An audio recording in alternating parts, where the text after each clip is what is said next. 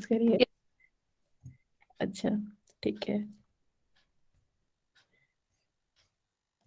ठीक है। क्वेश्चंस क्या क्या थे? अभी मैंने टाइप्स ऑफ का ये जो दिया था ना आपको, क्वेश्चंस के जो टाइप्स थे उन पे दो दो एग्जांपल लिख के लाना था। ठीक है। मैम जैसे डिस्क्रिप्टिव, कोरिलेशन और कॉजुअल, कितने लोग उनके करके रिसर्च के लेके ऊपर आए दो दो, हैं? एक एक या हाँ, दो दो एग्जाम्पल्स आए, है ना? ठीक है। कितने लोग करके लेके आए हैं ये होमवर्क? मैम मैंने किया है। हैंड रेज कीजिए जिसने जिसने मैंने किया है।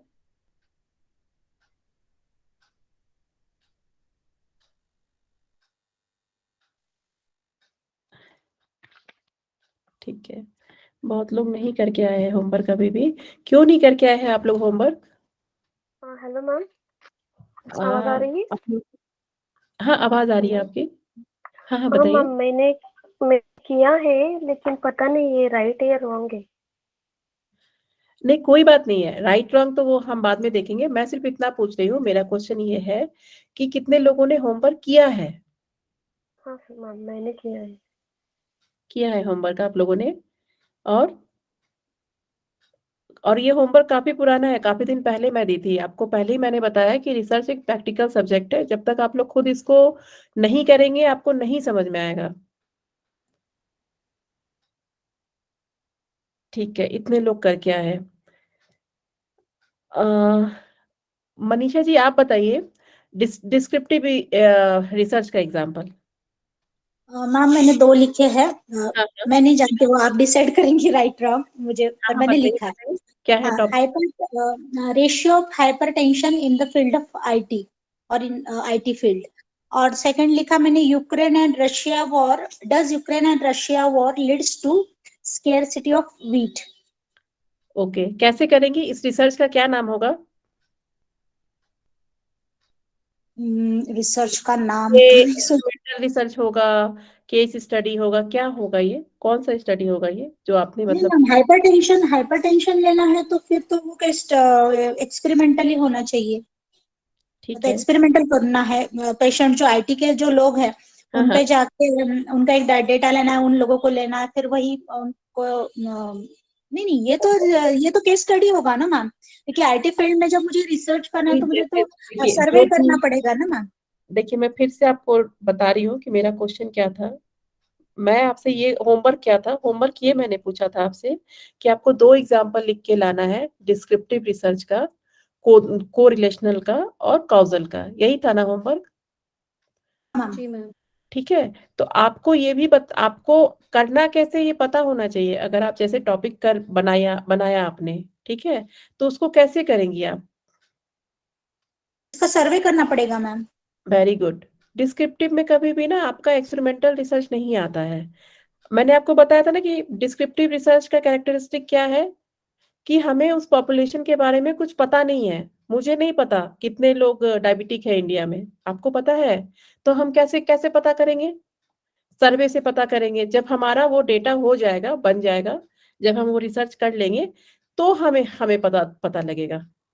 ठीक है। मैम तो ये जो क्वालिटेटिव हो गया ना, क्वालिटेटिव रिसर्च। हाँ, ये क्वालिटेटिव रिसर्च की तरह हो गया। लेकिन देखिए सर्वे में भी क्या होता है, मैंने अभी तक अपना फॉर्म शेयर नहीं किया है आप लोगों के साथ, आज कल कर लूंगी। सर्वे में भी दो तरह के क्वेश्चंस होते हैं। एक होते हैं क्लोज इंडेड, एक होते हैं ओपन इंडेड। ठीक है। क्लोज इंडेड में क्या होता है, आपने देखा होगा, strongly agree, agree, strongly disagree, इस तरह करके क्वेश्चंस पूछे जाते हैं कि थोड़ा सा मतलब थोड़ा एग्री है, थोड़ा से ज्यादा एग्री है, एग्री ही नहीं है, और इस तरह से क्वेश्चन पूछा जाता है। तो वो आपका क्वांटिटेटिव एनालिसिस हुआ। वो डेटा आराम से हम क्वांटिटेटिवली उसको एनालाइज कर सकते हैं। ठीक है। उसको हम क्लोज इंडेड क्वेश्चन बोलते हैं। ओपन इंडेड क्वेश्चन क्या होता है कि जैसे मान लीजिए उसी में मैंने आपसे क्वेश्चन पूछ लिया, मतलब 20 क्वेश्चन पूछा, 21वां क्वेश्चन मैंने आपसे ये पूछ लिया कि इस चीज के बारे में आप क्या सोचती हैं, तो सबका आंसर अलग अलग होगा ना। ठीक है। उसको हम मेजर नहीं कर सकेंगे, तो वो क्वालिटेटिव हो जाएगा आपका। समझ गए? आज जो मैं सर्वे शेयर करूंगी वो मेरा खुद का क्वेश्चन सर्वे है। और जो लास्ट क्वेश्चन है सर्वे का, 3 सर्वे है, पेरेंट्स पे है, स्टूडेंट पे और टीचर पे है। जो लास्ट क्वेश्चन है वो ओपन इंडेड है, वो क्वालिटेटिव क्वेश्चन है। ठीक है, उसमें आपको अपना ओपिनियन शेयर करना है। और जो 1 से लेके 20 तक का क्वेश्चन है वो क्लोज एंडेड है, उसमें आपको चूज करना है ऑप्शन कि आप कितना एग्री है। ठीक है, तो वो क्वांटिटेटिव एनालिसिस हुआ, समझ गए? Open ended questionnaire.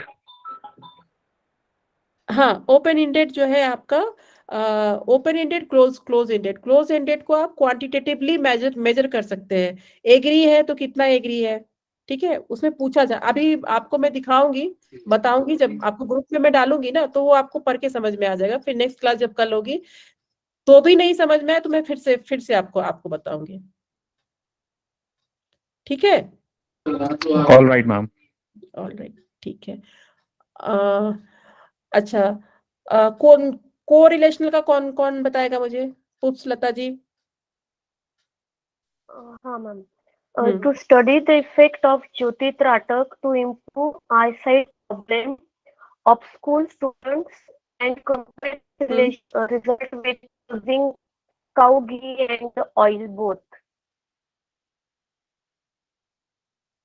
इसका मतलब है कि ज्योति त्राटक स्टडी कर रहे हैं इम्प्रूव करने के लिए, किसके ऊपर? स्कूल स्टूडेंट के ऊपर।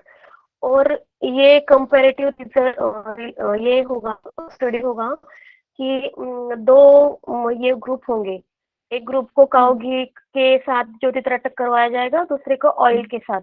तो दोनों में क्या रिजल्ट आएगा तो वो उसका स्टडी करना है। तो मैम ये सही है, कोरिलेशनल में आएगा ये। कोरिलेशनल जो है आप जो करेंगे तो इसमें आपका दो वेरिएबल क्या है? कौन सा दो वेरिएबल है?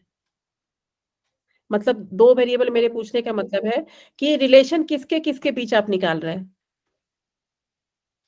रिलेशन जो है कि ज्योति त्राटक का जो दिया है वो एक काऊ घी का बना रहेगा और एक ऑयल, तो ये दो वेरिएबल आएंगे ना। ठीक है, आप अपना जो क्वेश्चन आपने बनाया है ना उसको एक बार ग्रुप में कीजिएगा शेयर। ठीक है, एक्चुअली आपकी आवाज थोड़ी ब्रेक हो रही है, मुझे आवाज आपकी क्लियर नहीं आ रही है। ठीक है, तो देखिए जब भी हम एक्सपेरिमेंटल रिसर्च करते हैं ना, जो हम हाइपोथेसिस बनाते हैं वो किसके ऊपर बनाते हैं? हमारा हाइपोथेसिस किसके ऊपर होता है? रिलेशन किसके बीच निकालते हैं हम? Living being. वेरी गुड, दो वेरिएबल्स के बीच, और वो दो वेरिएबल्स का नाम क्या है? Dependent and independent. Very good. जब भी आप अपना हाइपोथेसिस बनाती हैं, जब भी आप तो रिलेशनशिप निकालती है, तो वो हमेशा जो है आपका डिपेंडेंट और इंडिपेंडेंट वेरिएबल होता है। तो जब भी आप टॉपिक बनाए तो ये ध्यान रखिए कि उसमें आपका वेरिएबल क्या है। ठीक है, जब भी आप कोई टॉपिक डिजाइन करते हैं तो उसमें इस चीज का ध्यान रखिए, क्योंकि रिलेशनशिप हमें किस में निकालना है? इंडिपेंडेंट और डिपेंडेंट वेरिएबल के बीच में। इंडिपेंडेंट डिपेंडेंट वेरिएबल सबको क्लियर था? कोई ऐसा जिसको अभी भी क्लियर नहीं हुआ हो? कोई भी ऐसा जिसको अभी भी क्लियर नहीं हुआ हो? इंडिपेंडेंट और डिपेंडेंट वेरिएबल मैंने आपको रेगुलेटर और पंखा का एग्जांपल देके बताया था ताकि आप उसको समझे। मैम जो मैंने एग्जांपल बनाया कोरिलेशन का ना, वो ये हो सकते हैं सिंपल वाला, जैसे effect of yoga in emotional behaviour disorder on young adolescents. बिल्कुल हो सकता है। देखिए अब इसमें क्या है, आपका दो वेरिएबल है। दो वेरिएबल क्या है? एक इंडिपेंडेंट वेरिएबल क्या है? योगा है। योगा। और डिपेंडेंट वेरिएबल क्या है? आपने इमोशंस को लिया है। ठीक है, इमोशंस को हम क्वालिटेटिव एनालिसिस से मेजर कर सकते हैं। कोई भी साइकोलॉजिस्ट के पास आप जाते हैं तो वो आपको कुछ क्वेश्चनेयर पूछते हैं, कुछ असेसमेंट टूल यूज करते हैं, क्योंकि ये सारी चीजें क्या होता है, अटेंशन हो गया, इमोशंस हो गया, आपका एंजाइटी हो गया, डिप्रेशन हो गया, ये सब हमें सिर्फ क्वालिटेटिव एनालिसिस से ही पता चलता है। साइकोलॉजिस्ट कुछ क्वेश्चंस पूछते हैं आपसे, बताइए। ये वाला टॉपिक हम ना वैसे आपको जो बताया ना अभी त्राटक का, तो उसमें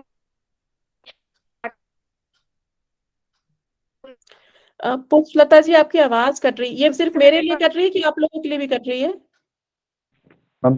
मैम हमें भी नहीं कट रही है। पुष्पलता जी आप ऐसे कीजिए, मैसेज टाइप कर दीजिए मुझे, मैसेज टाइप कर दीजिए, यानी वो ग्रुप में डाल दीजिए आप अपने क्वेश्चन को, क्योंकि आपकी आवाज ना कट रही है, बीच में ब्रेक हो रही है। मैम मैंने मैम एक क्वेश्चन मैंने भी प्रिपेयर किया है, आप बताइएगा तो ठीक है कि नहीं। हाँ हाँ बताइए बताइए। रिसर्च क्वेश्चन में impact of Ujjayi pranayama on asthmatic patients. ठीक है, impact of Ujjayi pranayama on asthmatic. तो इसमें दो वेरिएबल कौन कौन से हैं आपके? Ma'am Ujjayi pranayama is independent and dependent, asthmatic patients are dependent variable. Okay, very good.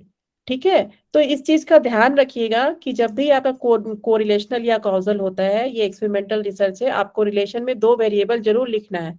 एक वेरिएबल डिपेंडेंट वेरिएबल जिसको आप मेजर करते हैं, ठीक है, जिसपे इफेक्ट आता है, और एक वेरिएबल इंडिपेंडेंट वेरिएबल जो काउज है, जो रीजन है, ठीक है, जिसको हम मैनिपुलेट करते हैं वो। ये दो वेरिएबल बिल्कुल क्लियर होने चाहिए आपके। अगर नहीं क्लियर है तो बताइए, मैं फिर से बता दूंगी। कोई भी ऐसा हो जिन्होंने अभी तक नहीं समझा हो या उनको अभी भी डाउट है कि इंडिपेंडेंट और डिपेंडेंट वेरिएबल क्या क्या होता है, कोई भी ऐसा है यहाँ पे? मैम मैंने एक सेंटेंस बनाया है, मतलब क्वेश्चन। ओमकार चैंटिंग से पौधों की ग्रोथ अच्छी होती है, मतलब आप कौन सा भी एक ही पौधा लेंगे उसमें तुलसी का वगैरह, तो ये ठीक चल है, सकता है कोरिलेशन। बिल्कुल बिल्कुल। एक ओमकार चैंटिंग क्या है आपका? इंडिपेंडेंट वेरिएबल है, डिपेंडेंट वेरिएबल है? हाँ, इंडिपेंडेंट इंडिपेंडेंट। वेरिएबल है। Very very good. और दूसरा और वेरिएबल कौन सा है? पौधा दूसरा, रहेगा मैम डिपेंडेंट जो। हाँ जी, पौधा मैडम, पौधा पौधा, जो हम ले ठीक रहे है। हैं ना, सेकंड वेरिएबल। वो ग्रोथ है, पौधा नहीं है आपका। वो ग्रोथ आप नापेंगी, उसका ग्रोथ है, ठीक है। हाँ, उसका वो जो एक मेजरमेंट ग्रोथ होगा उसको, ग्रोथ। हाँ। हाँ, ठीक है, जो हम इसको नाप सके वो हमारा डिपेंडेंट वेरिएबल होता है। चाहे उसको हम किसी भी तरह नाप सके, एक उसका स्पेशल मेजरिंग टूल्स होना चाहिए।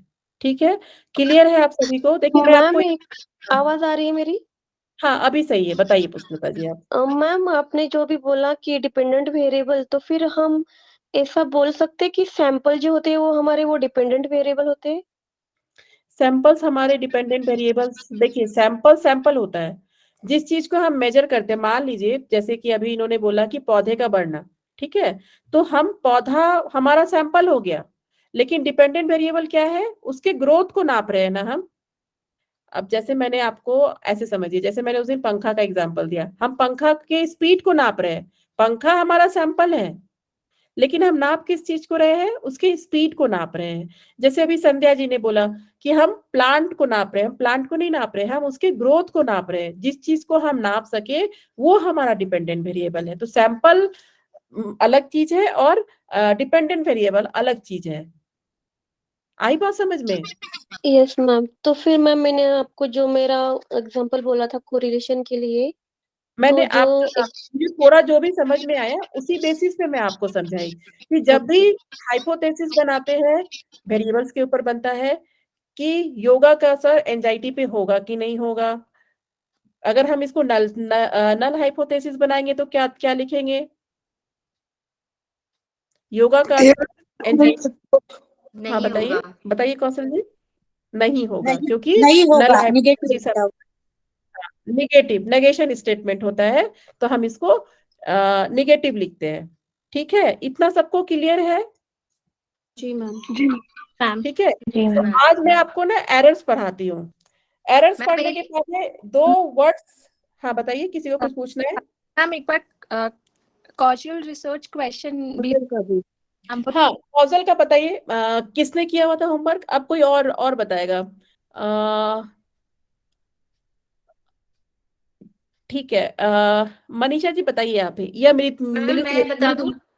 हाँ, हाँ जी। अरुणा जी, हाँ बताइए, जो मतलब अभी तक नहीं बताया है उनको चांस मिलना चाहिए, बताइए। हाँ जी मैम। हम्म, मैंने क्वेश्चन बनाया कि डज द प्रैक्टिस ऑफ चंद्र भेदी डिपेंड्स ऑन टेम्परेचर? नहीं, फिर ये कोरिलेशन हो गया ना। अब अच्छा, ये variables- कोरिलेशन हो गया। हाँ, दो हाँ। वेरिएबल्स के बीच में आप रिलेशन निकाल रही है ना। ठीक है, तो इसको आपको ऐसे कर सकते हैं मैम कि डज द प्रैक्टिस ऑफ चंद्र भेदी प्राणायाम improves ब्लड प्रेशर? हाँ ये कर सकते हैं आप। ठीक है, क्योंकि हमको इफेक्ट देखना है कि डिपेंडेंट वेरिएबल पे उसका क्या इफेक्ट है। ठीक है, इसमें हम काउज रिलेशनशिप एक बना रहे हैं कि इन दोनों वेरिएबल में एक घट रहा है तो एक बढ़ रहा है, या दोनों घट रहा है दोनों बढ़ रहा है, इस तरह से रिलेशन निकालते हैं। लेकिन काउजल रिसर्च में हम क्या करते हैं, उसमें जो है वेरिएबल पे, जो डिपेंडेंट वेरिएबल है उस पे इफेक्ट देखते हैं उसका। ठीक है, कि वो हाँ बताइए बताइए मृदुला जी, आप बताइए। मैम मैंने जो एग्जांपल लिया है वो लिया है कुछ कि our sales are declining for no apparent reason, मतलब हमारी सेल घटती जा रही है बिना किसी कारण के, तो उसके पीछे एक्सप्लेन क्या रीजन हो सकता है, ये हो सकता है एग्जांपल। सेल घटते जा रही, फिर से बताया, फिर से एक बार रिपीट करिए। मतलब आवर सेल्स आर डिक्लाइनिंग, मतलब हमारी जो सेल है वो घटती जा रही है फॉर नो अपरेंट, मतलब उसके पीछे रीजन नहीं पता लग रहा है, तो ये हो सकता है कॉजल का एग्जांपल, कि उसके पीछे रीजन पता करना है कि ऐसा क्यों हो रहा है कि जो काउजल में सेल भी आपके दो वेरिएबल होने चाहिए, कौन कौन से वेरिएबल है आपके, कौन सा इंडिपेंडेंट है कौन सा डिपेंडेंट है? एक तो सेल हो गई है, ठीक है ना, ये शायद डिपेंडेंट हो गई। नहीं, सेल आप ठीक है चलिए डिपेंडेंट हो गई। इंडिपेंडेंट वेरिएबल कौन सा होगा आपका, बताइए बताइए। ठीक है प्रीति, तो आप कोशिश कर रही हैं, बताइए। देखिए कोशिश करेंगे तो ही समझ में आएगा, रिसर्च समझने का सब्जेक्ट है, बताइए। या ये एग्जांपल है, अब सेल्स आर डिक्लाइनिंग, घटती जा रही है फॉर नो अपेरेंट रीजन, तो डिपेंडेंट तो हमारा आई थिंक सेल हो गया, ठीक है, और इंडिपेंडेंट हो गया कोई रीजन नहीं है, मतलब देखिए क्या होता है ना रिसर्च में, आप जैसे रिसर्च कर रही हैं, जैसे मैंने अभी आपसे कहा कि रिसर्च में जो है दोनों एक वेरिएबल को जिसको आप मेजर करती हैं वो आपका डिपेंडेंट वेरिएबल होता है। ठीक है, तो जब भी आप अपना टॉपिक डिजाइन करें तो आपके टॉपिक में आप ये जरूर देखें कि इसमें से इंडिपेंडेंट वेरिएबल कौन है और डिपेंडेंट वेरिएबल कौन है। ठीक है, ये आपको पता होना चाहिए। यानी तो जब आप हाइपोथेसिस बनाती हैं तो उसमें भी आपको ये बिल्कुल क्लियर होना चाहिए कि इसमें कौन सा वेरिएबल आपका डिपेंडेंट है कौन सा इंडिपेंडेंट है। ठीक है, नेक्स्ट टाइम आप ये होमवर्क फिर से करके लाइएगा, और अगर आपको लगे कि इसमें आप नहीं समझ पा रही हैं, या कुछ क्वेश्चंस मैं आपको दे दूंगी इंडिपेंडेंट और डिपेंडेंट वेरिएबल का, आप इसको और हम क्लास में डिस्कस करेंगे कि ये इंडिपेंडेंट मतलब ये क्या है, ये कौन सा रिसर्च है। ठीक है, इसमें सेल इंडिपेंडेंट हो गया और उसका घटना डिक्रीज होना डिपेंडेंट वेरिएबल हो गया। डिक्रीज होना इंडिपेंडेंट वेरिएबल हो गया और सेल जो है डिपेंडेंट वेरिएबल हो गया। Sale is independent, sale is the independent, और डिक्रीज होना डिपेंडेंट हो गया। तो ये घट रही कैसे है, बढ़ रही है। नापेंगे कैसे, नहीं, मेजर पर कैसे करेंगे? सेल तो डिपेंड कर रहा है ना किसी पे, वो रीजन ही तो उनको निकालना है। हाँ तो मैम, सेल किसी चीज पे डिपेंड करता है, दैट मीन्स कि वो डिपेंडेंट होगा ना। चलिए मैम ये सेल आपका सब्जेक्ट इंडिपेंडेंट इनकम्प्लीट, मुझे लगता है इनकम्प्लीट है कि रीजन ही बताया नहीं है। अगर आप रीजन किस चीज को बताएंगे। नापना है? ठीक है मृदुला जी, हाँ आपका एग्जाम्पल सही आप बना के लेके आई हैं, लेकिन इस पे थोड़ा सा और काम कीजिएगा आप कि आप किस चीज को नापना चाह रही हैं, आपका यहाँ पे डिपेंडेंट वेरिएबल क्या है। ठीक है, इस पे थोड़ा सा और काम कीजिएगा, आपका आंसर तुरंत तुरंत आ जाएगा। आपने बिल्कुल सही क्वेश्चन बनाया है। थोड़ा सा सोचना पड़ेगा एक सेकंड के हाँ लिए। बिल्कुल, और ये आप खुद से सोचिए कि इसमें क्या क्या हो सकता है। क्रिटिकल थिंकिंग मैंने कहा था ना उस दिन, तो खुद से सोचिए कि इसमें और क्या बेटर हो सकता है, किस चीज को आप नाप सकती हैं। मैम हाँ काउजल रिसर्च क्वेश्चन का ये एग्जांपल हो सकता है क्या कि outcome of regular yoga practice on students. इसमें अब आपका दोनों वेरिएबल क्या है, ये आप बताइए प्रियंका जी। मैम जो स्टूडेंट्स हैं वो डिपेंडेंट वेरिएबल हैं और रेगुलर योगा प्रैक्टिस जो है वो इंडिपेंडेंट वेरिएबल है। स्टूडेंट तो आपके सैंपल हो गए ना, अभी एक मैम ने क्वेश्चन पूछा था ना कि जो सैंपल है आप नापिए, हाँ उसमें मेजर क्या करना है आपको? मैम उनकी growth means growth specially height ले लीजिए या उनका इंटेलेक्चुअल स्टेटस ले लेते हैं। हाँ ठीक है, ये चीज में कंफ्यूजन नहीं होना है, सैंपल और आपका डिपेंडेंट वेरिएबल में। डिपेंडेंट वेरिएबल को हमेशा आप नाप सकते हैं, और सैंपल जो आप ले रहे हैं उस पे आपको नापना क्या है। ठीक है, हो सकता है।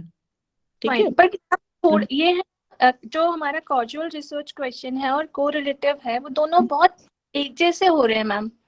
एक जैसे हो रहे हैं, देखिए अभी आगे जब मैं आपको बताऊंगी ना वन टेल और टू टेल, तो इसमें आपको कंफ्यूजन खत्म हो जाएगा। कॉजल मैम बेसिकली कारण और प्रभाव को चेक करते हैं क्या मैम? बिल्कुल बिल्कुल, कि जो चीज हम दे रहे हैं, मान लीजिए टाटका कोई कर रहा है, तो टाटका क्या किस लिए कर रहे हैं, ताकि उसका आई साइड इंप्रूव हो, ठीक है, तो एक इफेक्ट दे रहा है उसमें।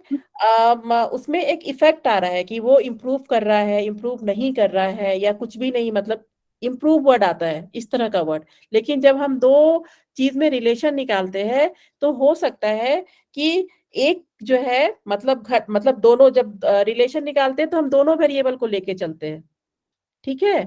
जब भी मैम हम मैंने लिखा मैम, एग्जाम्पल बोलूं एक, जस्ट वो करेक्ट है क्या हाँ पॉजिल का? बताइए, हाँ बताइए। Does practice of उडियान बंधा and अग्निसारा control blood sugar?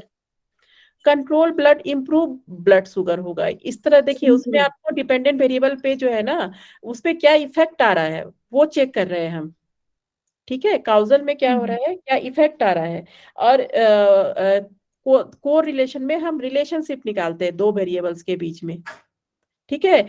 ऐसा हो सकता है कि एक घट रहा है, एक बढ़ रहा है, दोनों घट रहा है, दोनों बढ़ रहा है, इस तरह का सिचुएशन। अभी देखिए आगे हम पढ़ाई, जब आगे के स्लाइड्स में चीजें और भी क्लियर होगी, लेकिन आपको इतना समझ में आया ना कि जब भी आप टॉपिक डिजाइन करती हैं या इस तरह का क्वेश्चंस होता है, तो आपका वेरिएबल बहुत मस्ट होता है जानना, ठीक है। इतना सबको तो फिर मैम मैम जैसे मैंने बनाया था काउजल के लिए cyclic meditation is helpful in stress, तो ये चल हाँ सकता है। हाँ, हेल्पफुल या इम्प्रूव्स, ये इस तरह के वर्ड चलेंगे इसमें, ठीक है। हाँ, इम्प्रूव्स। मैम अगर क्वेश्चन है कि life of yogi, research life of yogi, तो क्या ये डिस्क्रिप्टिव में आ सकता है? लाइक देखिए डिस्क्रिप्टिव में क्या है ना, कि आप एक क्वालिटेटिव एनालिसिस कर रही होती है, और आपका क्या है कि उसमें सर्वे वगैरह आता है, मतलब उस पॉपुलेशन के बारे में। अब मुझे पता करना है कि हिमालय पे कितने योगीज हैं, तो हम में से किसी को भी नहीं पता है, तो हम क्या करेंगे, उसके लिए सर्वे करेंगे। मतलब जिस पॉपुलेशन के बारे में आपको कुछ भी नहीं पता है, और उस पॉपुलेशन के बारे में आप जानना चाहती हैं, तो वो डिस्क्रिप्टिव रिसर्च में, डिस्क्रिप्टिव रिसर्च भी बहुत तरह के हो जाते हैं, सर्वे रिसर्च है, उसके बाद फिर केस स्टडीज वगैरह है, तो ये सब जो है ना डिस्क्रिप्टिव रिसर्च में ही आते हैं आपके। Yes. तो मैम इसमें जैसे स्टडी अगर होती है लाइफ ऑफ योगी में, तो ये केस डिस्क्रिप्टिव में फिर आ सकता है ना? हाँ, अगर आप एक सर्वे कर रहे हैं हाँ. तो डिस्क्रिप्टिव में आएगा। लेकिन अगर आप एक्सपेरिमेंटल कर रही हैं, ठीक है, मान नहीं. लीजिए कुछ आपको एक्सपेरिमेंटल करना है, तो ये मतलब क्योंकि वेरिएबल्स आ गए, तो ये एक्सपेरिमेंटल रिसर्च में आ गया। Fine. मतलब मैम मेथोडोलॉजी पर डिपेंड करता है कि हमारी रिसर्च टाइप क्या होगी, ऐसा? बिल्कुल बिल्कुल बिल्कुल बिल्कुल, ठीक है। क्योंकि जो सर्वे कर रहे हैं उसमें आपका ह्यूमन इंटरवेंशन क्या है, आप तो एक क्वेश्चन, मतलब कुछ भी आप जैसे मैं ही सर्वे कर रही हूँ, तो मैं क्या करूंगी, मैं आपसे शेयर कर रही हूँ कि आपका ओपिनियन क्या है, ठीक है, इस क्वेश्चंस पे आपका ओपिनियन क्या है, तो इस तरह करके हमारा डेटा है, मतलब मुझे कुछ पता नहीं होता है उस फील्ड के बारे में। ना मेथड से कैसे मैम, ये तो मतलब पहले वेरिएबल डिसाइड करेंगे ना, कि हमको क्या वेरिएबल है, उनके बीच में इम्पैक्ट क्या है, और फिर क्या मेथड पे जाना है। मेथड का देखिए, यहाँ पे कंफ्यूजन मत होइए इस चीज को लेकर के। देखिए क्या होता है कि अगर आप सर्वे कर रहे हैं मान लीजिए, या एक डिस्क्रिप्टिव रिसर्च कर रहे हैं, तो आपका डिस्क्रिप्टिव रिसर्च में कोई ह्यूमन इंटरवेंशन तो नहीं हो रहा है। ह्यूमन इंटरवेंशन हो रहा है बताइए, या कोई वेरिएबल यूज कर रहे हैं आप उसमें। जैसे मेरा मान लीजिए एक ओपिनियन सर्वे है, मैं आपसे बस एक छोटा सा ओपिनियन ले रही हूँ कि 100 लोगों के बीच में उनका ओपिनियन क्या है इस चीज को लेकर के। मान लीजिए मैं कोई पार्टिकुलर, मान लीजिए कि योगा और एंजाइटी पे ही कर रही हूँ, तो योगा और एंजाइटी को लेकर के क्या योगा एंजाइटी पे काम करेगा, अगर मैं ये क्वेश्चन पूछ रही हूँ आपसे, एक सर्वे ले रही हूँ आपसे, ठीक है, तो ये आपका डिस्क्रिप्टिव में आता है। लेकिन अगर मैं उसमें पॉपुलेशन को इन्वॉल्व कर रही हूँ, अगर मान लीजिए कि मैं आपको उसमें इन्वॉल्व कर रही हूँ और आपका एंजाइटी चेक कर रही हूँ, उसमें ह्यूमन इंटरवेंशन हो रहा है, तो ये एक्सपेरिमेंटल में आ जाएगा आपका, ठीक है। चलिए ये चीजें क्लियर हो गई। मैम हाँ बताइए। जी मैम, मैंने जो एग्जांपल बनाया था डिस्क्रिप्टिव का, वो ये था कि how many means youths are going towards the higher studies. तो आई थिंक ये तो सिंपल है, सर्वे करके पता लग जाएगा, है ना? तो बिल्कुल ये सिंपल बिल्कुल डिस्क्रिप्टिव हो गया। बिल्कुल बिल्कुल, ठीक है। तो ये आपका डिस्क्रिप्टिव हो गया। अभी इस पे फिर से हम एक बार मतलब इस पे एक बार फिर से हम ये क्लास करेंगे, लेकिन उसके पहले मैं कुछ चीजें पढ़ा देती हूँ, उससे और भी क्लियर हो जाएगा ये चीज आपका। ये तो समझ में आ गया ना कि ये सारा रोल वेरिएबल्स का होता है। जो भी आप हाइपोथेसिस बनाती है या क्वेश्चन बनाती है, उसमें वेरिएबल्स जरूर होना चाहिए, आपके वेरिएबल्स दिखने चाहिए। ये समझ में आ गया ना? Yes ma'am. वेरिएबल्स में भी ma'am. किसी को कोई प्रॉब्लम नहीं है? नो। ठीक है, सबको समझ में आ गया वेरिएबल्स क्या होता है? मैम। ठीक है, चलिए। तो आज हम फिर एक सरल तरीके से एरर्स पढ़ते हैं। अच्छा, एरर्स पढ़ने के पहले मुझे एक क्वेश्चन का जवाब दीजिए। आप दो वर्ड्स हैं, सब्जेक्टिव और ऑब्जेक्टिव, सबको पता है इस वर्ड्स के बारे में क्या होता है? हाँ मैम. Yes ma'am. क्या होता है सब्जेक्टिव, क्या होता है ऑब्जेक्टिव? सब्जेक्टिव में मतलब उसका डिस्क्रिप्शन होता है, ठीक है। और ऑब्जेक्टिव में पर्टिकुलर चीज या पर्टिकुलर वर्ड होता है। अच्छा, ठीक है। देखिए, जो आपने बताया ठीक ठीक बताया, अच्छा बताया, लेकिन रिसर्च में सब्जेक्टिव और ऑब्जेक्टिव का ये मीनिंग नहीं होता है। जैसे हम नेट का एग्जाम लेंगे तो हम आराम से बोल सकते हैं कि जितने भी क्वेश्चन है वो सारे ऑब्जेक्टिव है। एक क्वेश्चन है, उसके 4 ऑप्शन है, यही होता है ऑब्जेक्टिव। लेकिन रिसर्च में हम ऐसा नहीं, रिसर्च में क्या होता है कि हमेशा बोलते हैं कि रिसर्च ऑब्जेक्टिव होना चाहिए। ठीक है, ऑब्जेक्टिविटी होना चाहिए रिसर्च में, सब्जेक्टिविटी ऑब्जेक्टिविटी। अब देखिए, दोनों वर्ड्स को समझने का कोशिश करें आप लोग, कि जैसे मान लीजिए मैं रिसर्च कर रही हूँ और जो मैं सोच रही हूँ उस चीज को मैं प्रूफ कर रही हूँ, मेरा रिजल्ट वो नहीं आ रहा है, मेरा हाइपोथेसिस, अल्टरनेट हाइपोथेसिस सही नहीं है, लेकिन फिर भी क्योंकि ये मैं सोच रही हूँ इसलिए मैं इसको प्रूफ करने की कोशिश कर रही हूँ कि नहीं, जो मैं सोच रही हूँ वो सही सही सोच रही हूँ। ठीक है, तो इसको बोलते हैं सब्जेक्टिविटी रिसर्च। मतलब ये सब रिसर्च सब्जेक्टिव है, मतलब कोई एक पर्सन है। हेलो, हाँ, कोई एक इंडिविजुअल पर्सन है, वो अपने सोच के हिसाब से अपने रिसर्च का एनालिसिस कर रहा है। ठीक है, ऑब्जेक्टिविटी क्या हुआ? ऑब्जेक्टिविटी क्या हुआ कि रिसर्च को हमेशा बोला जाता है कि ऑब्जेक्टिव रखना चाहिए, ऑब्जेक्टिविटी होनी चाहिए रिसर्च की। ठीक है, तो ऑब्जेक्टिव क्या हो गया? मतलब कि जो मेरा रिजल्ट आ रहा है, मैं क्या सोच रही थी इससे कोई मतलब नहीं है, मैं जो रिजल्ट आ रहा है उसी को मैं जो है एक्सेप्ट कर रही हूँ। तो इसीलिए कहा जाता है कि रिसर्च को कभी भी सब्जेक्टिव नहीं होना चाहिए, मतलब एक सब्जेक्ट के अकॉर्डिंग रिसर्च को नहीं मानना चाहिए। रिसर्च हमेशा ऑब्जेक्टिव होना चाहिए।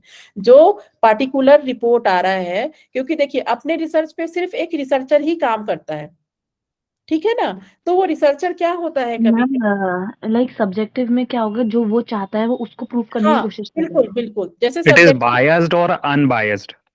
देखिए बायस्ड अनबायस्ड में पढ़ाऊंगी, वो अलग से टॉपिक है। आप बस अभी 2 वर्ड समझिए, ठीक है, अभी 2 वर्ड समझिए कि सब्जेक्टिविटी और ऑब्जेक्टिविटी क्या है। रिसर्च जो है ऑब्जेक्टिव होना चाहिए, ऑब्जेक्टिविटी होना चाहिए, मतलब जो ट्रू आपका एनालिसिस आया है, जो रिजल्ट आया है वही आपको दिखाना है। वो नहीं दिखाना है जो आप सोच रहे थे कि नहीं देखो मैं सोच रही थी यही हुआ, ये नहीं करना होता रिसर्च में। क्योंकि जो एक रिसर्चर होता है वो होल एंड सोल सारा अपने रिसर्च के लिए खुद जिम्मेदार होता है।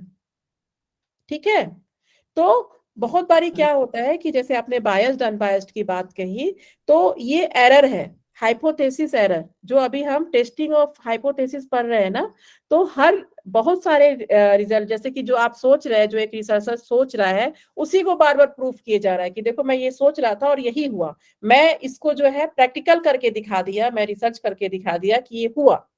ठीक है, और बहुत सारे जो है क्या होते हैं कि रिसर्च ऐसा होना चाहिए कि जो आपका रिजल्ट आया, जो एक्सपेरिमेंट आपने किया, जो रिजल्ट आया उसको ही आपने बोला कि नहीं देखो ये मैं सोचा था ये नहीं हुआ, ये हुआ। ठीक है, तो रिजल्ट जो है जब भी होता है रिसर्च, जब भी हम करते हैं तो रिसर्च ऑब्जेक्टिव होना चाहिए, ऑब्जेक्टिविटी होना चाहिए। ठीक है, हम अपने से जो सोच रहे हैं उसको जबरदस्ती प्रूव नहीं करना चाहिए। ठीक है, रिसर्च सब्जेक्टिव नहीं होना चाहिए। हाँ बताइए। जी मैम, इसमें क्वेश्चन आंसर भी हो सकते हैं क्या? जैसे अपन ने एक सर्वे करवाया तो हाँ उसमें हाँ, पूछा गया, जैसे प्री पोल्स होते हैं कि बीजेपी जीतेगी या कांग्रेस जीतेगी, आप जीतेगी फॉर एग्जांपल, तो उसका एग्जांपल यहाँ पर ले सकते हैं। ऑब्जेक्टिविटी में एक ऑब्जेक्ट मतलब हम लोगों ने एक फॉर्म भरवाया, हाँ 10 हाँ, क्वेश्चन पूछे गए और उसमें 4 ऑप्शन रखे गए और उसी में से सब लोगों ने अपने अपने अकॉर्डिंग आंसर्स दिए और फिर बिल्कुल जो एक बिल्कुल आउटपुट आया। बिल्कुल भावेश जी, आपने बिल्कुल सही सही एग्जांपल दिया है। जैसे मान लीजिए अभी इलेक्शन पोल हो रहा था, मान लीजिए कोई बीजेपी का ही कैंडिडेट जो है एग्जिट सर्वे कराते हैं, उसको एग्जिट सर्वे बोलते हैं शायद। ठीक है, तो अब उसमें क्या है, बीजेपी वाले बोल रहे हैं कि जो हमने सर्वे कराया उससे जो है रिजल्ट आने के पहले कि उससे जो है वो बीजेपी जीत रहा है। ठीक है। और अगर वो कांग्रेस का हुआ तो वो कांग्रेस के फेवर में बातें कर रहा है सर्वे से, कि जो हमने सर्वे कराया उससे जो है कांग्रेस जीत रही है। ठीक है, तो ये सब्जेक्टिव जो है आपका रिसर्च हो गया, कि आप अपने बेनिफिट के लिए, अपने आप को प्रूफ करने के लिए उसको जबरदस्ती प्रूफ कर रहे हैं, रिसर्च के थ्रू आप उसको जबरदस्ती प्रूफ कर रहे हैं।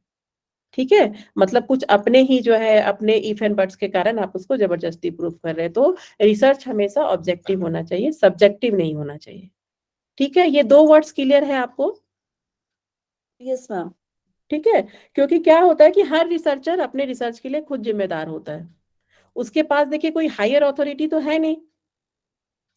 ठीक है, तो हमें कोई भी रिसर्च में कोई भी इथिकल जो भी चीजें हैं उसको जो सही है उसी को फॉलो करना चाहिए। तो इसीलिए बोलते हैं रिसर्च हमेशा ऑब्जेक्टिव होना चाहिए, सब्जेक्टिव नहीं होना चाहिए। सब्जेक्टिव मतलब कोई आदमी अपना परसेप्शन उस रिसर्च में डाल रहा है। ठीक है, तो क्या होता है कि हम जो हाइपोथेसिस बनाते हैं उसको हम टेस्टिंग करते हैं, हाइपोथेसिस टेस्टिंग बोलते हैं उसमें। ठीक है, हाँ बताइए। मैम कोई डॉक्यूमेंट शेयर करेंगी क्या? हाँ हाँ, मैं करूंगी अभी आपसे। मैं बस आपको ये चीज इसलिए समझा रही हूँ क्योंकि ये वर्ड्स मैं यूज करूंगी अभी, तो इसलिए मैं इसको ये कॉन्सेप्ट समझा रही हूँ आपको। ये समझ में आ गया कि मैं क्या बताना चाह रही हूँ आपको, subjective objective? Yes ma'am. Yes ठीक मैम। है, तो इसके कारण क्या होता है, रिसर्च में एरर होता है। हाइपोथेसिस टेस्टिंग जो हम जो वेरिएबल टेस्ट कर रहे हैं, हम अपने आप को जबरदस्ती प्रूव करने के लिए रिसर्च को सब्जेक्टिव कर देते हैं, और हम जो है गलत हाइपोथेसिस, क्योंकि क्या है कि जब हम एक्सपेरिमेंटल रिसर्च कर रहे हैं तो हम हाइपोथेसिस बना रहे हैं ना कि योगा एंजाइटी पे काम करेगा, और नल हाइपोथेसिस बना रहे हैं कि योगा एंजाइटी पे काम नहीं करेगा। ठीक है, ये 2 वेरिएबल्स के ऊपर हमें रिलेशनशिप को चाहे तो एक्सेप्ट करना होता है, चाहे तो रिजेक्ट करना होता है। यही होता है। ठीक है, यही करते हैं ना हम लास्ट में स्टैटिस्टिकल एनालिसिस से, तो यही करते हैं कि जो हम हाइपोथेसिस बना रहे हैं कि योगा एंजाइटी पे काम करेगा, योगा एंजाइटी पे काम नहीं करेगा। अगर मेरे स्टैटिस्टिकल एनालिसिस से ये रिसर्च करने के बाद, जैसे मैं अभी डेटा कलेक्शन कर रही हूँ, फिर जब डेटा कलेक्शन करने के बाद मैं उसका स्टैटिस्टिकल एनालिसिस करूंगी, तो उससे क्या करूंगी, मैं हाइपोथेसिस को ही तो रिजेक्ट या एक्सेप्ट करूंगी ना, वही मेरा आंसर होगा रिसर्च का, यही होगा। तो मैं यहाँ पे इसको सरल बनाने के लिए, सिंपल बनाने के लिए मैं आपको एक एग्जांपल देती हूँ। जैसे वेरिएबल्स का मैं एग्जांपल देके समझाई थी ना, आज इसका मैं आपको, इसमें मैं कोई वेरिएबल नहीं ले रही हूँ। ठीक है, आप सबको पता है कि हाइपोथेसिस टेस्टिंग हमेशा वेरिएबल्स पे होता है। मैं आपका नाम लेकर के आपके ऊपर जो है इसको, मतलब आपको सिर्फ समझाने के लिए, इसको सरल बनाने के लिए, सिंपल बनाने के लिए ये एग्जाम्पल ले रही हूँ। ठीक है, अब जैसे मान लीजिए कि मैंने सोचा कि यहाँ पे साक्षी जी है। ठीक है, साक्षी जी और प्रियंका जी दोनों बहन हैं, तो मेरा हाइपोथेसिस क्या हो गया कि साक्षी जी और प्रियंका जी जो है बहनें हैं। यही हो गया ना हाइपोथेसिस? यस और नल हाइपोथेसिस क्या हुआ? सिस्टर्स नहीं है। वो बहनें नहीं है नहीं मैम, नहीं है। नहीं है नहीं है कि प्रियंका जी और साक्षी जी, हाँ प्रियंका जी और साक्षी जी जो है वो बहनें नहीं है। नहीं है। ठीक है, हाँ जी, फिर हाँ इसको जी। मैं क्या करूंगी, मैं इसको, मेरा जो हाइपोथेसिस है कि प्रियंका जी और साक्षी जी बहनें हैं, मैं इसको प्रूफ करने का कोशिश करूंगी कि ये दोनों बहनें हैं, ये दोनों एक ही शहर से है, ये दोनों एक ही स्कूल से पढ़ी है, इन लोगों का घर एक ही जगह पे है। मैं इसको जस्टिफाई करूंगी ना अपने हाइपोथेसिस को कि मैं ऐसा क्यों क्यों क्यों सोच रही हूँ। जब भी आप कोई हाइपोथेसिस डिजाइन करते हैं तो उसका एक जस्टिफिकेशन स्टेप होता है कि मैं क्यों सोच रही हूँ ऐसा कि प्रियंका जी और साक्षी जी बहनें हैं। ठीक है, तो मैं इसको जस्टिफाई करूंगी कि दोनों एक ही जगह से, दोनों एक ही स्कूल में पढ़ी हैं, दोनों MDNY की स्टूडेंट है, दोनों योगा कर रही हैं, एक ही कॉलेज से पढ़ी हैं, तो मैं इसको जस्टिफाई करूंगी। ठीक है, और उसके बाद मैं अपने हाइपोथेसिस को क्या करूंगी, टेस्ट करूंगी। जो 2 वेरिएबल्स है मेरे, ठीक है, प्रियंका जी और साक्षी जी, मैं इसको टेस्ट करूंगी और मैं क्या करूंगी कि मैं प्रूव करूंगी इसको कि ये दोनों बहनें हैं। और नल हाइपोथेसिस को जो है क्या करेंगे, एक्सेप्ट करेंगे कि रिजेक्ट करेंगे? रिजेक्ट करेंगे। हाँ, वेरी गुड, नल हाइपोथेसिस को हम रिजेक्ट कर देंगे, अल्टरनेटिंग हाइपोथेसिस ऑटोमेटिकली हमारा जो है एक्सेप्ट हो जाएगा। ठीक है, तो ये इस एरर को, ये तो बहुत बड़ा एरर हो गया ना कि इन दोनों में कोई रिलेशन नहीं था, प्रियंका जी और साक्षी जी में कोई रिलेशन नहीं था, ये दोनों बहनें नहीं थी, लेकिन फिर भी मैं इसको प्रूफ की कि नहीं, प्रियंका जी और साक्षी जी दोनों बहनें हैं। तो ये बहुत बड़ा मिस्टेक है ना, यस मैम। ये बहुत बड़ा एरर है। ये सब्जेक्टिव हो गया ना, कि जो मैं सोच रही थी उसको प्रूफ करने के लिए मैं जबरदस्ती की प्रियंका जी साक्षी जी बहने हैं और मैंने इसको जबरदस्ती प्रूफ कर दिया। ठीक है, जो है मेरा रिसर्च क्या है, सब्जेक्टिव हो गया। जो मैं सोच रही थी उसको प्रूफ करने के लिए मैं बहुत सारा ये लगाई कि दोनों एक ही सर से, दोनों एक ही स्कूल से, दोनों ये है, दोनों MD के स्टूडेंट है, दोनों योगा स्टूडेंट है। इस तरह करके मैं इसको प्रूफ कर दी कि प्रियंका जी और साक्षी जी दोनों बहनें हैं। यही हुआ, ठीक है। तो ये एरर हुआ ना, ये दोनों बहनें तो नहीं है, ये एरर हो गया ना। मैम तो ये चीज कैसे आइडेंटिफाई करेंगे कि ये एरर है, और ये कौन आइडेंटिफाई कर पाएगा? हम नहीं, अभी आप पहले जितना मैं बता रही हूँ उतना आप समझिए, उसके बाद फिर अभी सब कुछ पढ़ना है, बहुत कुछ है रिसर्च में पढ़ने के लिए। ठीक है, अभी मैं आगे बढ़ूंगी इसके। ये बताइए कि एरर है या नहीं है कि प्रियंका जी और साक्षी जी बहनें तो नहीं थी, ठीक है, लेकिन मैंने तो मैंने लेकिन जबरदस्ती क्या किया, मैंने रिलेशन निकाल दिया कि नहीं ये दोनों बहनें हैं, तो ये एरर हुआ ना। Yes ma'am. तो इस एरर को अल्फा एरर बोलते हैं। ठीक है, कि मेरा नल हाइपोथेसिस सही था, लेकिन फिर भी मैं उसको क्या की, उसको एक्सेप्ट, उसको जो है रिजेक्ट कर दी। उसको एक्सेप्ट करना था। देखिए इसको समझिए पहले इस चीज को, कि नल हाइपोथेसिस को मुझे क्या करना था, एक्सेप्ट करना था कि प्रियंका जी और साक्षी जी के बीच में ये दोनों बहनें नहीं है। लेकिन मैं क्या की, मैंने जो है नल हाइपोथेसिस को, उसको क्या किया, रिजेक्ट कर दिया। तो जब नल हाइपोथेसिस सही होता है और हम उसको रिजेक्ट कर देते हैं तो उस एरर को क्या क्या बोलते हैं, अल्फा एरर। Alpha error. और इसी को हम टाइप 1 एरर भी बोलते हैं। ठीक है, आया बात समझ में, कि हमें नल हाइपोथेसिस को क्या करना था, क्या करना था, रिजेक्ट करना था, पर हमने एक्सेप्ट करना था पर हमने रिजेक्ट किया। हाँ देखिए, एक्सेप्ट और रिजेक्ट में बहुत कंफ्यूजन होता है, इसीलिए मैंने आपको इस तरह का एग्जांपल दिया है। नल हाइपोथेसिस को क्या क्या करना था हमें, इन दोनों में रिलेशन नहीं है, मुझे एक्सेप्ट करना था ना। मैंने क्या किया, मैं रिजेक्ट कर दी कि ये दोनों बहनें हैं, और मैंने उसको रिजेक्ट कर दिया। ठीक है, तो इसी को रिसर्च में टाइप 1 एरर बोलते हैं या अल्फा एरर बोलते हैं। देखिए ये रिजेक्ट एक्सेप्ट थोड़ा कंफ्यूजिंग है, इसीलिए मैंने ये एग्जांपल दिया है आपको, कि ये एग्जांपल याद रहे। ठीक है, कि साक्षी जी, प्रियंका जी, मेरा हाइपोथेसिस मतलब जब सब्जेक्टिव होगा तो ये होगा ना जो आप बता रहे हो। हाँ, क्योंकि ये रिसर्च सब्जेक्टिव हो गया ना, कि जो मैं प्रूफ करना चाह रही थी मैंने उसको जबरदस्ती प्रूफ कर दिया। ठीक है, तो रिसर्च वही क्या हो वही गया, ओके। सब्जेक्टिव हो गया। देखिए इसका आगे का प्रोसेस क्यों हुआ, कैसे हुआ, आप क्या करेंगे, ये सब हम लोग डिस्कस करेंगे। लेकिन जो मैं समझाना चाहती हूँ, 2 वर्ड एक्सेप्ट और रिजेक्ट, ये कंफ्यूजिंग है थोड़ा सा, इसीलिए मैं आपको बार बार इस चीज को बोल रही हूँ। उस चीज को आप दिमाग में रखें। अभी हम लोग सारा क्वेश्चन आंसर डिस्कस करेंगे, लेकिन इस चीज को समझने के बाद, ये थोड़ा सा कंफ्यूजिंग है। रिसर्च का ये जो टॉपिक है उसको पढ़ाने में थोड़ा टाइम लगता है। ठीक है, तो नल हाइपोथेसिस को क्या करना चाहिए हमें, रिजेक्ट कर दिया मैंने।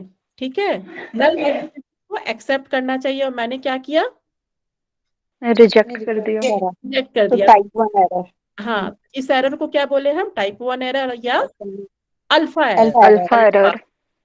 ठीक है, इसका जस्ट अपोजिट बीटा एरर होता है। ठीक है, अब इसको समझिए कि साक्षी जी और प्रियंका जी दोनों बहनें हैं।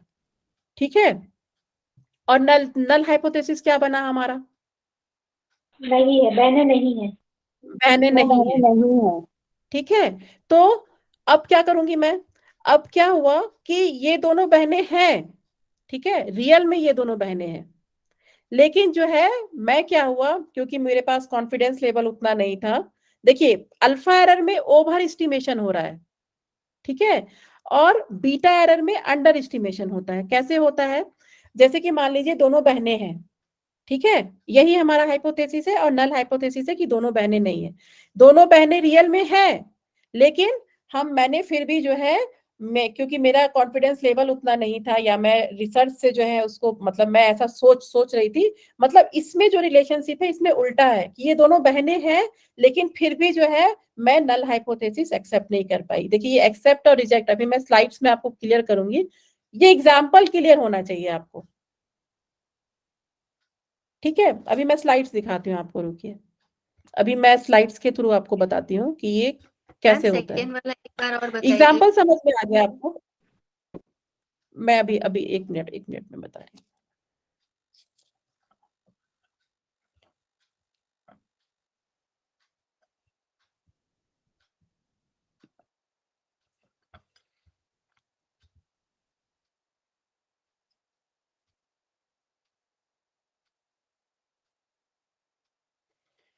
ये देखिए, अभी इसको छोड़ते हैं।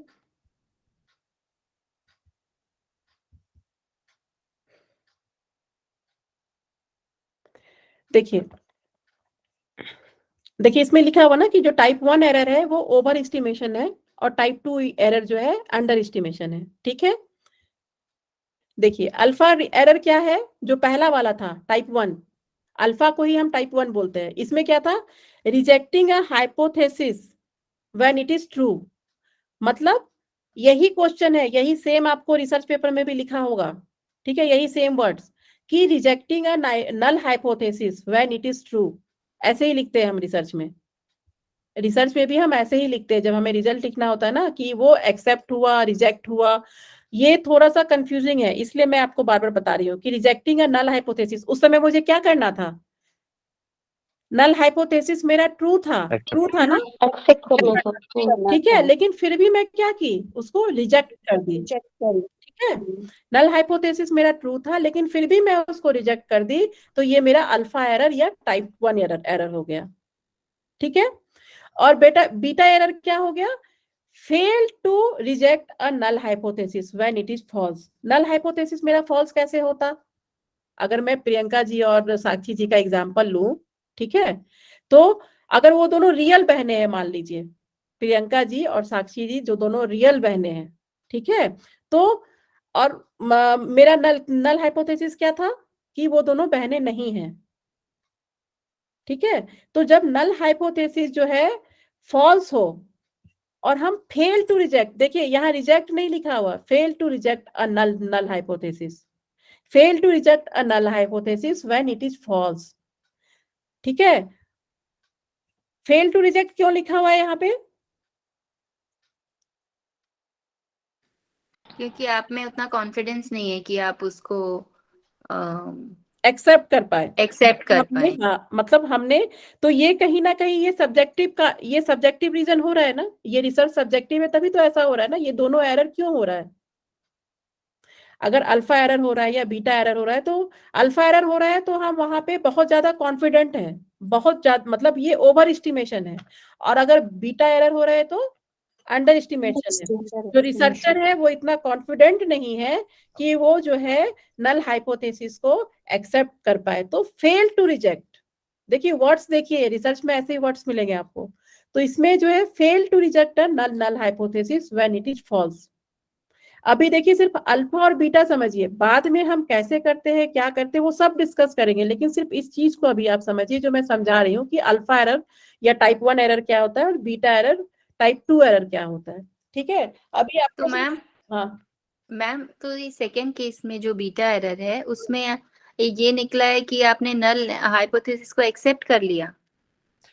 फेल टू रिजेक्ट, हाँ, इसको रिसर्च में ऐसे ही लिखते हैं, फेल टू रिजेक्ट, मतलब मुझे एक्सेप्ट करना था लेकिन एक्सेप्ट नहीं लिखते, इसमें लिखते फेल टू रिजेक्ट, ठीक है, इसीलिए ये ऐसे लिखा हुआ है। मैम जो आपने एग्जांपल दिया था तो हाँ, हाँ। उसी के अकॉर्डिंग थोड़ा समझा सकते हैं बीटा एरर को? बिल्कुल बिल्कुल, ये रिसर्च देखिए, ये इसको सरल बनाने के लिए मैं बस आपको ये एग्जांपल दी थी, ठीक है। आपको जो है अभी एग्जांपल्स है लिखे हुए, देखिए ये क्या है, ये है आपका एग्जाम्पल, ठीक है। तो ये H0 किसको करता है, ये किस चीज का सिंबल है, नल हाइपोथेसिस। हाइपोथेसिस। ठीक है। देखिए मैं आपको बस टाइप 1 और टाइप 2 समझा रही हूँ, ये चीज जो है ना ये मैं कल समझाऊंगी आपको। अब इसमें जैसे लिखा हुआ है कि Bhramari pranayama does not change verbal memory, तो ये क्या है, ये कौन सा हाइपोथेसिस है? Null null hypothesis. hypothesis. ठीक है। और इसमें जो है ये ट्रू कब है कि प्राणायाम डज नॉट वर्क, और फॉल्स क्यों है? प्राणायाम वर्क्स। ठीक है। और रिजेक्ट कब कर रहे हैं? We claim pranayama works. ठीक है। देखिए, फेल टू रिजेक्ट और एक्सेप्ट, इन दोनों में फर्क समझिए आप, ओवर एस्टिमेशन और अंडर एस्टिमेशन में। अभी जो मैं आपको एग्जांपल दी हूँ ना, पहले इस एग्जांपल को समझिए, फिर मैं आपको ये, एक्चुअली मैं एक ही दिन बहुत सारा चीज नहीं समझाना चाहती हूँ, ये सारी चीजें भी आपको समझनी है। अभी मैं आपको बस ये समझाना चाह रही हूँ कि टाइप 1, टाइप 2, अल्फा और बीटा एरर क्या है, बस। उसके बाद जो है ये सारी चीजें हम कल डिस्कस करेंगे, जब कल की क्लास होगी ना, तो ये सारा कुछ देखिए, ये सारा कुछ हमारा बना हुआ है। मतलब नल प्रूव हो गया तो हम ट्रू लिखेंगे, हाँ हाँ, और अगर वो प्रूफ नहीं हुआ तो फॉल्स हाँ, लेकिन रिजेक्ट हम ऐसे करेंगे। डायरेक्ट नहीं लिख सकते हैं। हम्म, हम ऐसे डायरेक्ट नहीं लिख सकते हैं, मतलब कभी भी जो है ना, हम ऐसे नहीं लिखते। एक्सेप्ट नहीं लिखना है, फेल टू रिजेक्ट। ठीक है। वो अंडर एस्टिमेशन हो रहा है ना, वहां पे कौन सा प्रोसेस काम कर रहा है? अंडर एस्टिमेशन का काम कर रहा है, जो बीटा एरर है। एक्सक्यूज मी मैम, मैम ये डिपेंड करेगा कि नल हाइपोथेसिस का सेंटेंस कौन सा है ना? हाँ, मतलब हम उसमें एक्सेप्ट नहीं लिखते हैं, उसमें फेल टू रिजेक्ट लिखते हैं। मैम आप ओवर एस्टिमेशन और अंडर एस्टिमेशन का मीनिंग यहाँ पे बता देंगे? ओवर एस्टिमेशन जो अल्फा एरर है, ठीक है, अल्फा एरर जो टाइप 1 एरर है, वो ओवर एस्टिमेशन है। देखिए, ओवर एस्टिमेशन क्यों है कि वो दोनों बहने नहीं थे, ठीक है, लेकिन वहां पे मेरा ओवर एस्टिमेशन हो रहा है ना, मैं तरह तरह के स्टेटमेंट से उसको सही कर रही हूँ, तो वहां मेरा ओवर एस्टिमेशन है। यहाँ मेरा टाइप 2 एरर में, बीटा एरर में, ये मेरा अंडर एस्टिमेशन है, यानी कि मेरा कॉन्फिडेंस लेवल वो नहीं है, या नहीं तो सही होते हुए भी जो है मैं उसको जस्टिफाई नहीं कर रही हूँ। देखिए, यहाँ पे कुछ इस तरह से है कि आपको रास्ता पता नहीं है, किसी से आपने रास्ता पूछा, आपको वो रास्ता नहीं पता है, लेकिन फिर भी आपने बता दिया कि ऐसे जाओ, लेफ्ट जाओ, राइट जाओ। ठीक है। अंडर एस्टिमेशन में क्या हो रहा है कि आपको रास्ता पता है, लेकिन आप कॉन्फिडेंट नहीं है कि ये लेफ्ट है कि राइट है। टाइप 1, टाइप 2 को मैं आपको सिर्फ ये एग्जांपल्स इसलिए दे रही हूँ, अगर मैं आपको इस तरह से समझाऊंगी तो आपको नहीं समझ, ये हम कल डिस्कस करेंगे, ये सारी चीजें हमें डिस्कस करना है। ठीक है। फॉल्स क्या है, ट्रू क्या है, रिजेक्ट क्या है, फेल टू रिजेक्ट क्या है, ये सारी चीज हम लोग को डिस्कस करनी है। लेकिन मैं चाहती हूँ पहले ये 2 वर्ड आपको क्लियर हो जाए, टाइप 1 और टाइप 2 एरर। मैम, हाँ, एक बात पूछनी थी, ये जो टाइप 1 है अल्फा एरर, ओवर एस्टिमेशन, मतलब जो नहीं है वो प्रूव करने का प्रयास अगर हम करते हैं तो वो ओवर एस्टिमेशन, और जो सच है लेकिन आप जो मान नहीं रहे हो कॉन्फिडेंस कम होने से, वो अंडर एस्टिमेशन, ऐसा है क्या? नहीं, देखिए, ये दोनों एरर है। टाइप 1, ये टाइप्स ऑफ एरर, ये देखिए, ये लिखा हुआ है ना यहाँ पे, टाइप्स ऑफ एरर। ठीक है, मैं इसको स्लाइड को इसमें कर देती हूँ। देखिए, ये लिखा हुआ ना टाइप्स ऑफ एरर, तो ये टाइप 1 और टाइप 2 दोनों एरर है। अगर आप ओवर एस्टिमेट कर रही हैं तो भी जो है एरर है, अगर आप इसको अंडर एस्टिमेट कर रही हैं तो भी एरर है, क्योंकि रिजल्ट तो दोनों में आपके रॉन्ग आ रहे हैं ना, दोनों में एरर हो रहा है ना। टाइप 1, टाइप 2 दोनों एरर है, टाइप 1 भी एरर है, टाइप 2 भी एरर है। ठीक है। ये मैम, दो अब थोड़ा टाइप समझ के, में आया हाँ कि पहले हमने जो सही था, जो करेक्ट है, वो हम ओवर एस्टिमेशन के कारण हमने गलत को ही प्रूव कर दिया क्योंकि हम ओवर कॉन्फिडेंट हैं। सेकेंड में हमने जो फॉल्स है उसको हमने फॉल्स नहीं बोला है, बल्कि कॉन्फिडेंस लेवल नहीं होने के कारण में हम उसको फॉल्स भी नहीं बोल पा रहे हैं। अच्छा, मैं वही कह रही हूँ आपको कि टाइप 1, टाइप 2 एरर दोनों ही एरर है। ठीक है। और देखिए, हमेशा हम नल हाइपोथेसिस पे काम करते हैं, कोई भी रिसर्चर होता है ना, वो नल हाइपोथेसिस पे काम करता है। कभी भी हम कभी अल्टरनेटिव हाइपोथेसिस हमारा हाइपोथेसिस है, वो हमने बनाया है, लेकिन जब भी रिजेक्ट या एक्सेप्ट करने की बात होती है, वो हम नल हाइपोथेसिस को ही करते हैं। एक चीज यहाँ पे ये भी समझना है आपको। तो जब भी एक रिसर्चर जो है ओवर एस्टिमेशन या अंडर एस्टिमेशन होगा, तो वो नल हाइपोथेसिस के ऊपर ही होगा।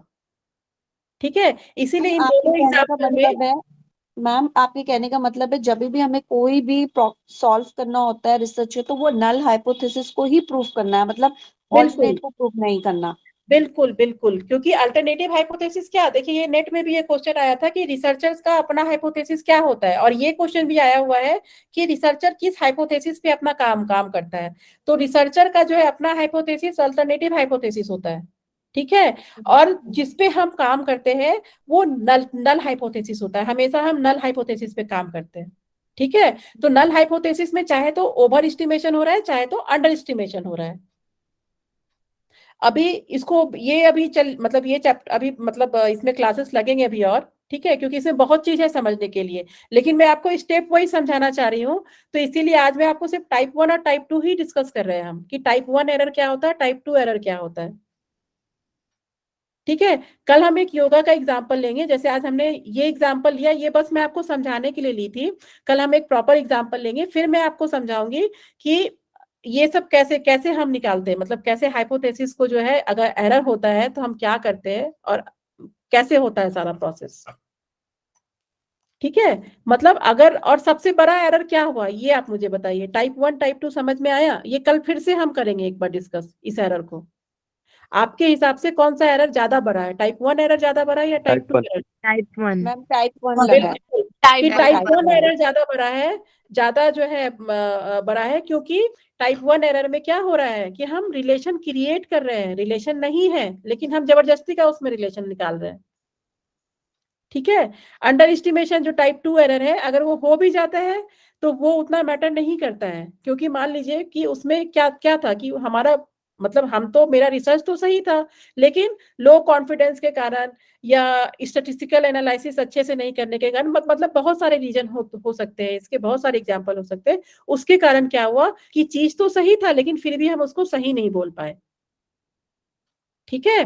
तो हमेशा हम लोग नल हाइपोथेसिस पे करते हैं काम, और हमेशा फेल ये जो दो वर्ड्स है, ये reject a null hypothesis when it is true और fail to reject a null hypothesis when it is false, ये दो वर्ड्स है जो आपको ध्यान में रखने हैं। ये वर्ड्स अभी बार बार आएंगे, ठीक है। ये पावर क्या है, स्पेसिफिसिटी, ये सब क्या है, ये सब हम बाद में पढ़ेंगे, अभी हम ये नेक्स्ट क्लास में पढ़ेंगे। आप आज सिर्फ अल्फा और बीटा का कॉन्सेप्ट क्लियर रखिए कि जब जो है मेरा हाइपोथेसिस ट्रू था, ठीक है, जब व्हेन इट इज ट्रू, ये किसके बारे में बोला जा रहा है, देखिए इन दोनों में नल नल हाइपोथेसिस है, क्योंकि हम रिसर्चर हमेशा नल हाइपोथेसिस पे काम करता है, ठीक है। इसमें क्या है कि null hypothesis when it is true, true था लेकिन फिर भी हमने रिजेक्ट कर दिया, दोनों बहनें नहीं थी लेकिन फिर भी मैं अपने हाइपोथेसिस को रिजेक्ट कर दी, तो वो अल्फा एरर हो गया। Null hypothesis when it is false, ठीक है, वो फॉल्स था, नल हाइपोथेसिस फॉल्स था, फिर भी हम फेल टू रिजेक्ट, ये अंडर एस्टिमेशन को दिखा रहा है ना, fail to reject a null hypothesis when it is false. ये दो वर्ड अच्छे से समझ के आइएगा, अच्छे से पढ़ के आइएगा, तभी फिर नेक्स्ट क्लास समझ में, ये सबसे थोड़ा सा कॉम्प्लिकेटेड टॉपिक है ये वाला, मतलब इसको पढ़ने में टाइम मतलब समझने में टाइम लगता है। तब इसके बाद में मैडम इसके रिलेटेड एग्जाम में कौन किस तरह के क्वेश्चन पूछे जाएंगे? क्या क्या नहीं, वो देखिए अभी बस आप इतना समझिए, अल्फा बीटा टाइप 1 टाइप 2, ठीक है। अभी जैसे जैसे क्लास, क्योंकि ये आपको समझना बहुत जरूरी है, आगे मैं कुछ भी आपको बताऊंगी ना, ये पावर बताऊंगी, स्पेसिफिसिटी, ये सब चीज के लिए आपको ये दोनों आना बहुत जरूरी है। मतलब आगे की जो क्लास चलेगी अब हमारी टाइप्स ऑफ एरर में, ये अल्फा बीटा का बार बार हम नाम लेंगे, ये बार बार आएगा, ठीक है। तो इसीलिए जब नेक्स्ट क्लास, जब कल के क्लास में आप आइएगा तो इस चीज को बिल्कुल, यानी तो कोई एक एग्जाम्पल आप अपने दिमाग में रखिए, कोई सा भी एक एग्जाम्पल, ठीक है, कोई सा भी एक सिंपल एग्जाम्पल अपने दिमाग में रखिए, तभी फिर मैं आपको आगे का क्लास समझा पाऊंगी। इसीलिए बार बार मैं अल्फा बीटा पे फोकस करने। ये प्लीज मैडम, ये बिगिनिंग में रहेगा कि अपनी थीसिस जब कंप्लीट हो जाएगी तब ये चीज डिसाइड होगी? नहीं, देखिए बिगनिंग में क्या होता है, बिगनिंग में एक हम ब्लूप्रिंट बना रहे हैं ना, एक रिसर्च प्रपोजल बना रहे हैं, और अपना हाइपोथेसिस हम बना रहे हैं, हाइपोथेसिस तो आपका अपना है ना, तो जी मैडम। फिर उसके बाद उसको हम टेस्ट करते हैं। देखिए रिसर्च स्टेप्स में हमने क्या क्या पढ़ा था, 3 फेज में बताई थी ना, एक प्लानिंग का फेज था, एक डेटा कलेक्शन का था, और एक स्टैटिस्टिकल एनालिसिस का था। तो जब हम स्टैटिस्टिकल एनालिसिस करते हैं ना, ठीक है, तो उस समय क्या होता है, हम अपने हाइपोथेसिस पे काम करते हैं। जो वेरिएबल्स जो हाइपोथेसिस हम बना रहे हैं उसमें 2 वेरिएबल ही तो यूज कर रहे हैं, एक इंडिपेंडेंट वेरिएबल यूज कर रहे हैं, एक डिपेंडेंट वेरिएबल यूज कर रहे हैं। तो जिसको हम नाप सकते हैं, जो मेरा डिपेंडेंट वेरिएबल है, फिर उसका स्टैटिस्टिकल एनालिसिस होता है ना प्रॉपर। मैडम ये सब रिसर्च के पहले ही रहता है मैडम? नहीं नहीं नहीं, ये रिसर्च के पहले नहीं, ये तो आपका रिसर्च का लास्ट प्रोसेस होता है। लास्ट प्रोसेस जी। ठीक है, मतलब सब्जेक्टिव ऑब्जेक्टिव क्यों बताई थी कि मान लीजिए आप जो सोच रहे हैं आप जबरदस्ती उसको, जैसे मैंने अभी दोनों बहनों का एग्जांपल दिया ना, कि मैं जबरदस्ती प्रूफ कर रही हूँ उसको क्योंकि मुझे लग रहा है, मैं टीचर हूँ, मैं रिसर्चर हूँ और मुझे लग रहा है कि उसको वो दोनों बहनें, और मैं जबरदस्ती उसको प्रूफ कर रही हूँ, मैं ओवर एस्टिमेट कर रही हूँ, मैं जो सोच रही हूँ मैं उसको प्रूफ कर रही हूँ, तो ये एरर हुआ। ठीक है, जी जी ये एरर हुआ ना। मैंने देखिए एक एग्जांपल और आपसे बताया आप अल्फा बीटा को इस तरह भी समझ सकते हैं एक सिंपल भाषा में, कि मान लीजिए आपसे कोई बोलता है कि मतलब कोई रास्ता पूछता है आपसे, ठीक है, कोई रास्ता पूछ रहा है कि भैया मुझे यहाँ जाना है, यहाँ कैसे जाएंगे, ये मंदिर तक पहुंचना है, कैसे कैसे जाएंगे। आपको जो है मंदिर का रास्ता पता नहीं है, लेकिन आप उसको फिर भी बता रहे हैं कि आप इधर से लेफ्ट हो जाइए, आप इधर से राइट हो जाइए, मतलब आप ओवर कॉन्फिडेंट हैं। और बीटा को क्या हो रहा है यहाँ पे, कि इसको रास्ता पता है कि हम राइट से लेफ्ट जाएंगे, लेकिन वो कॉन्फिडेंट नहीं है, तो वो बोल रहा है मुझे रास्ता पता नहीं है। तो जब अल्फा एरर होता है तो ये बिग एरर हो गया आपके रिसर्च का, और जो बीटा एरर होता है ये भी एरर है, लेकिन जब अल्फा एरर होता है तो फिर ये बहुत बड़ा एरर हुआ कि जिस चीज में रिलेशन नहीं था फिर भी हमने उसमें रिलेशन निकाल दिया। ठीक है मैडम, फिर रिजेक्ट हो जाती होगी बाद में? क्या? चीजें रिजेक्ट हो जाती है, वो पास नहीं होती होगी ये एरर आ जाती? नहीं देखिए, मैं आपको अभी 2 चीज समझने बोल रही हूँ, अभी हम लोग सब डिस्कस करेंगे, अभी 180 स्लाइड्स है इसमें, ठीक है, तो अभी जी सब मैडम। डिस्कस करना है। अभी जो मैं समझा रही हूँ बस उतना समझिए, ये अल्फा बीटा अच्छे से समझिए आप, ठीक है, कि नल हाइपोथेसिस पे जो काम हो रहा है, रिजेक्टिंग, ये 2 वर्ड्स आपको पता होने चाहिए कि अल्फा एरर कब होता है। अल्फा एरर तब होता है rejecting a null hypothesis when it is true. मेरा नल हाइपोथेसिस ट्रू था, लेकिन फिर भी मैं उसको रिजेक्ट, मतलब उसको क्या की, रिजेक्ट कर दी। ठीक है, और fail to reject a null hypothesis when it is false, ये 2 वर्ड्स फिर से बताते हैं तो उनका इससे कोई रिलेशन है क्या? जैसे सब्जेक्टिव में फर्स्ट वाला अल्फा एरर है और ऑब्जेक्टिव में बीटा एरर, ऐसा? हाँ हाँ, नहीं देखिए एरर तो दोनों है, एरर तो दोनों है, लेकिन ये दोनों ही एरर है, अल्फा और बीटा। ठीक है, एक बस बड़ा एरर है, एक छोटा एरर है, तो इसमें सब्जेक्टिव ऑब्जेक्टिव अभी मत सोचिए इस चीज के लिए, बस मैं आपको बता रही हूँ कि रिसर्चर के साथ क्या होता है। कल को मान लीजिए आप भी रिसर्च करते हैं, कोई टॉपिक लेते हैं, मान लीजिए आप अपने टॉपिक को जबरदस्ती प्रूफ कर रहे हैं, और एक है कि आप अपना टॉपिक जो है ना, मतलब आप जो सोच रहे हैं वो हो तो रहा है, लेकिन आपका कॉन्फिडेंस लेवल उतना नहीं है, आपकी नॉलेज उतनी नहीं है, और आप उसको जो है क्या कर रहे हैं, उसको फॉल्स मान रहे हैं।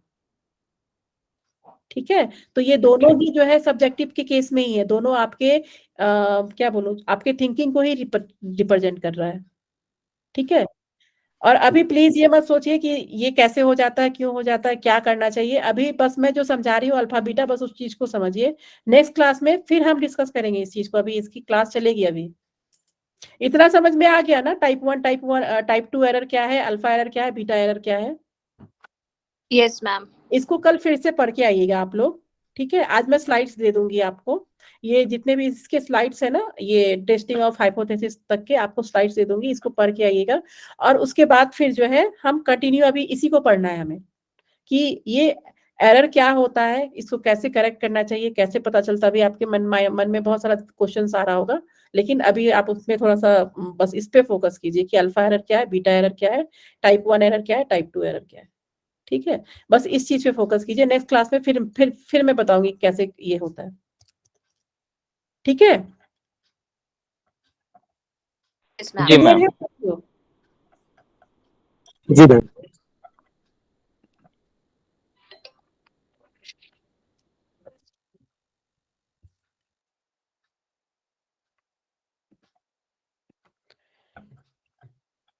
चलिए, आज टाइम भी हो गया। प्रियंका जी कुछ बोलना है आपको? Priyanka Pandey, raise hand.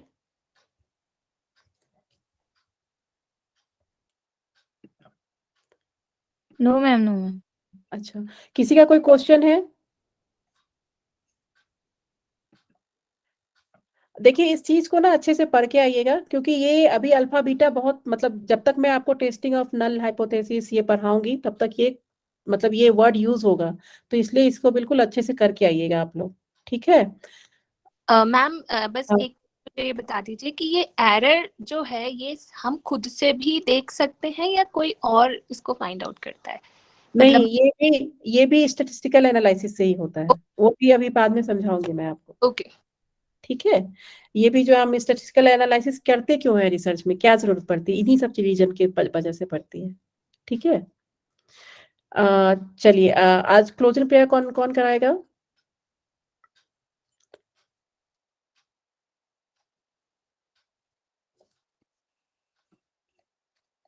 कोई नहीं कराएगा? साक्षी? Yes ma'am. ठीक है, चलो आज आप कराओ प्रेयर, ठीक है। ठीक है, सभी कमर गर्दन सीधी करके बैठ जाएं, आंखें बंद, close your eyes. We'll stand together. Slowly bring your palms in front of your chest in Namaskar Mudra. We'll go for prayer together. Om Sarve Bhavantu Sukhinah. Sarve Santu Niramaya. Sarve Bhadrani Pashyantu. Ma Kaschid Dukha Bhavet. Om Shanti Shanti Shanti. Slowly rub your palms against each other. As it gets warm, make a cup of your palm and place it on your eyes. Slowly bring your palms down. Look towards your palm and the ground with few blinks and beautiful smile. Open your eyes. Thank you so much to everyone. Hari Om Namaste. Thank you, ma'am. Thank you. Diksha ma'am आ गई हैं? हाँ जी ma'am. ठीक है, मैं recording फिर ये